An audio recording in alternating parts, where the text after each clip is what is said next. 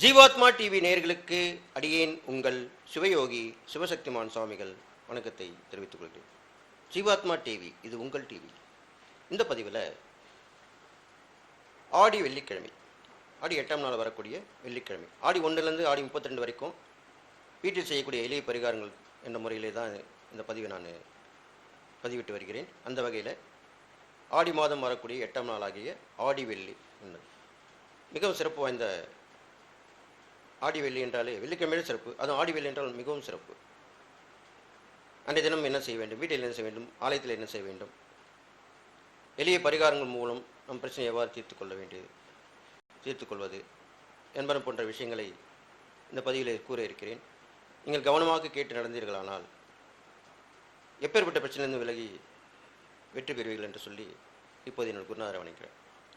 ஓம் குருப்யோ நம நற்பவி நற்பவி நற்பவி. ஓம் காஞ்சிவாசாய வித்மகே சாந்தரூபாய தீமகே தன்னோ சந்திரசேகர பிரஜோதியாத். மகிஷத் வஜாய வித்மகே சண்டகஸ்தாதிமகே தன்னோ வாராகி பிரஜோதியாத். இந்த ஆடி வெள்ளிக்கிழமையில் அம்மனுக்கு உரிய வெள்ளிக்கிழமை தான் ஆடி வெள்ளி சொல்லப்படுது.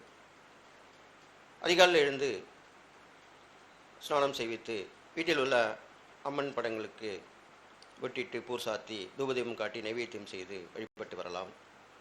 அன்றைய தினம் காலையிலும் அல்லது மாலையிலுமே ஆலயங்கள் சென்று வழிபடலாம், அம்மன் கோயிலில் சென்று வழிபடலாம், லக்ஷ்மி வீட்டிற்கும் பெருமாள் கோயிலுக்கு சென்று வழிபடலாம், தாமரை மாலை சாற்றி வழிபடலாம், குங்கும அர்ச்சனை செய்து வழிபடலாம். அம்மன் கோவில் சென்றால் வேப்பிலை மாலை அணிவித்து அம்மனை வழிபடலாம்,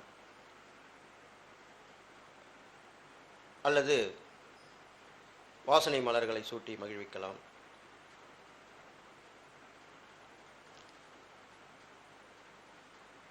அம்மனுக்கு இளநீர் அபிஷேகம் செய்வதால் மிகவும் விசேஷமான சொல்லப்பட்டிருக்கிறது, அதை செய்விக்கலாம்.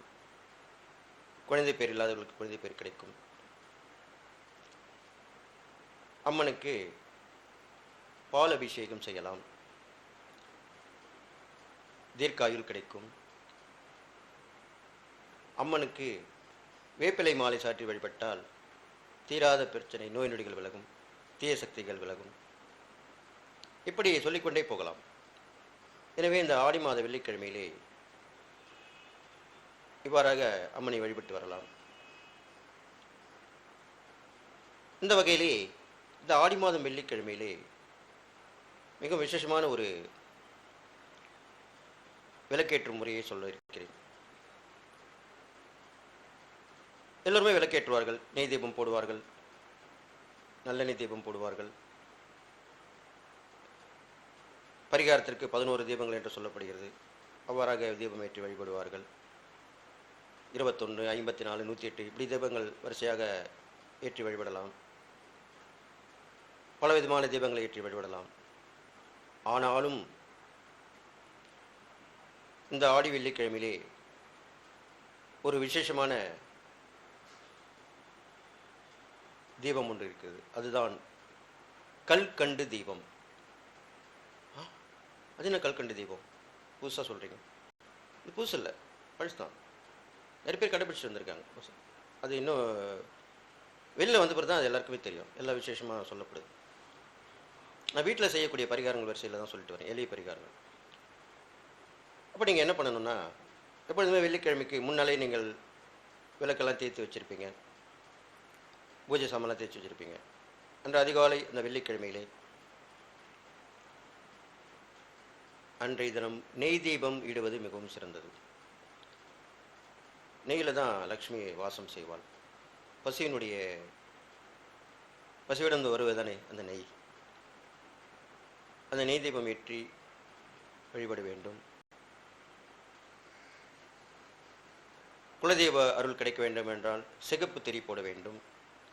லக்ஷ்மி கடாட்சம் கிடைக்க வேண்டும் என்றால் தாமரை தண்டு திரி போட்டு விளக்கேற்ற வேண்டும் வர வேண்டும்.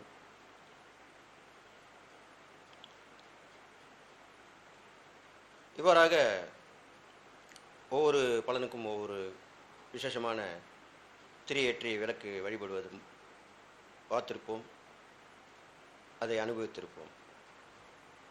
அந்த வகையிலே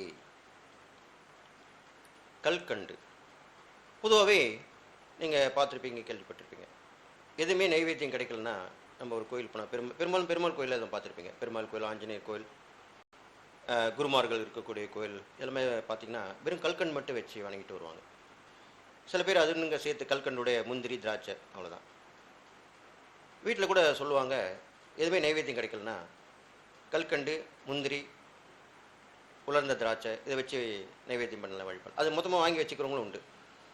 டெய்லி கிடைக்காதவங்க, டெய்லி பிரசாதம் பண்ண முடியாதவங்க அதை கொஞ்சம் கொஞ்சம் வச்சு வணங்கிட்டு வழிபட்டு வருவாங்க. அது பிரசாத பொருட்கள்லேயே முக்கியமானது இந்த கல்கண்டு, முந்திரி, திராட்சைலாம். அந்த வகையிலே அந்த கல்கண்டு ரொம்ப பிரசித்தி பெற்றது. சர்க்கரை உடனே கரைந்து விடும். கல்கண்டு சில நேரம் ஆன பிறகுதான் கரையும். கல்கண்டு சுவை அது வாயில் இழும்போது கொஞ்சம் கொஞ்சமாக தான் அந்த சுவை ஏற்படும், நம்ம உணர முடியும்.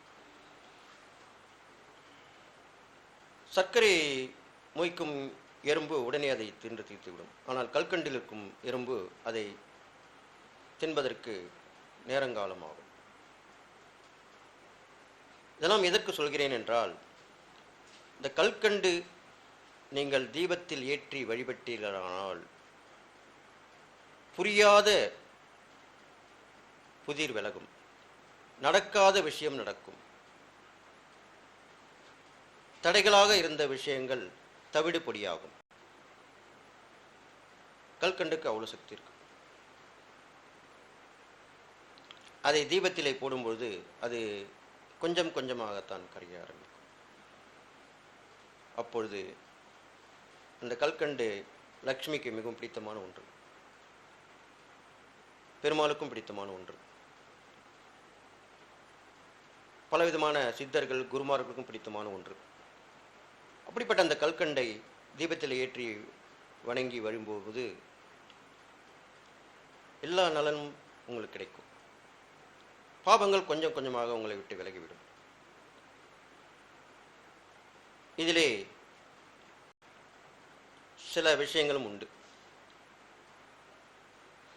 நமக்கு இருக்கும் வயது ஒத்த வகையிலுமே எண்ணிக்கையிலுமே கூட அந்த கல்கண்டு சிறு சிறுசு தான் இருக்கும். பெரிய கல்கண்டு இருக்குது, சின்ன சின்ன டைமண்ட் கல்கண்டு சொல்லுவாங்க, அதான் சின்ன கல்கண்டு. அதை நம் வயதுடைய எண்ணிக்கையிலே கூட அதை ஏற்றி வழிபடலாம்.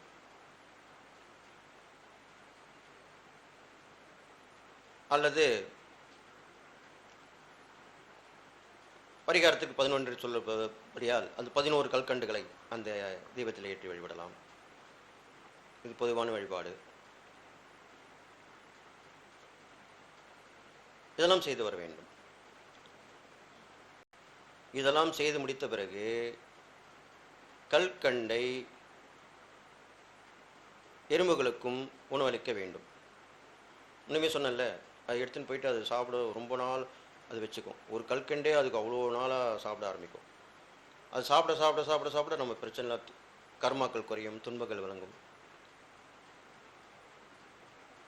இது அம்பாளுக்கு மிகவும் பிடித்தமான உண்டு. ஒன்றுமே இல்லை அப்படின்னா கொஞ்சம் பாலில் 2 ஏலக்காய் தட்டி போட்டு கல்கண்டு ஒரு போட்டு கொடுத்து வச்சுட்டிங்கன்னா ரொம்ப அமிர்தமாக இருக்கும். அம்பாளுக்கு பிடித்தமான ஒரு நைவேத்தியம். இதனால் கல்கண்டு தீபம் ஏற்றி அன்றைய தினம் வணங்கி வழிபட்டிருக்கிறானால் ரொம்ப நாளாக தடைப்பட்டிருக்கிற விஷயம், நடக்க முடியாமல் இருக்கிற விஷயம்லாம் கண்டிப்பாக நடக்கும். அதெல்லாம் செஞ்சு பார்க்கணும், பார்த்துட்டு தான் நீங்கள் சொல்லணும். அதுக்கு தான் நான் ஒவ்வொரு பயிலும் லைக் பண்ணுங்கள், ஷேர் பண்ணுங்கள், சப்ஸ்கிரைப் பண்ணுங்கள், கமெண்ட்ஸ் பண்ணுங்கன்னு சொல்லிட்டு வரேன். அப்போ நீங்கள் அதை இந்த சொல்லி நடந்தவங்க கண்டிப்பாக அதை பதிவிடலாம், கமெண்ட்ஸ் போடலாம். அப்போ மற்றவங்களுக்கும் அது பலனாக இருக்கும். ஒரு விஷயம் நல்ல விஷயம் நடக்க தெரியும் போது 4 பேருக்கு சொல்கிறது ரொம்ப நல்ல விஷயமா இருக்கும். நம்ம அன்னதானம் பண்ணுறோம், அந்த தானம் பண்ணுறோம், இந்த தானம் பண்ணுறோம், தானம் பண்ணுறோம், எல்லாமே உண்டு. ஆனால் இந்த நல்ல விஷயங்களை நம்ம 4 பேர் சொல்கிறோம் பாருங்கள், அதுவும் பரிகாரம் தான். அதை விட மிக சிறந்த பரிகாரம் எதுவுமே இல்லை. எப்படி கர்ணன் எந்த ஒரு தானதம் நிறைய செஞ்சால் கூட அன்னதானம் செய்யலை. அப்போது ஒருத்தர் கேட்கும்போது இங்கே அன்னதானம் போடுறாங்க எங்கேன்னு கேட்டபோது தன்னுடைய ஆள்கட்ட விரலை காட்டி அங்கே போடுறாங்கன்னு சொன்னான் பாருங்க. அதனுடைய அதை சொன்ன ஒரு விஷயத்துக்காகவே அவனுக்கு தர்ம தேவதை அருள் புரிந்தாள். அங்கே போடுறாங்கன்னு சொன்னது தான். அது மாதிரி தான் நீங்கள் 4 பேருக்கு இந்த நல்ல விஷயத்தில் எடுத்துகிட்டு போகலாம், சொல்லலாம். யாரும் சொல்லாத விஷயத்தில் சொல்லியிருக்காங்கன்னா அப்போ அதை கேட்டு பயன்பெறலாம். 4 பேருக்கு சொல்லி அவங்களையும் நீங்கள் முதல்ல பார்த்து செஞ்சுட்டு அது கூட அடுத்தது கூட அவங்களுக்கு சொல்லலாம். எனவே இந்த கல்கட்டு தீபம் மிகவும் பிரசித்தி பெற்றமாக விளங்குகிறது. இதை வரும் இந்த ஆடி மாதம், அதுவும் ஆடி மாதம் அம்மன் மாதம், பரிகாரம் உடனே பலிக்கக்கூடிய மாதம், இந்த நாளிலே செய்தால் மிகவும் பிரசித்தி பெற்றது.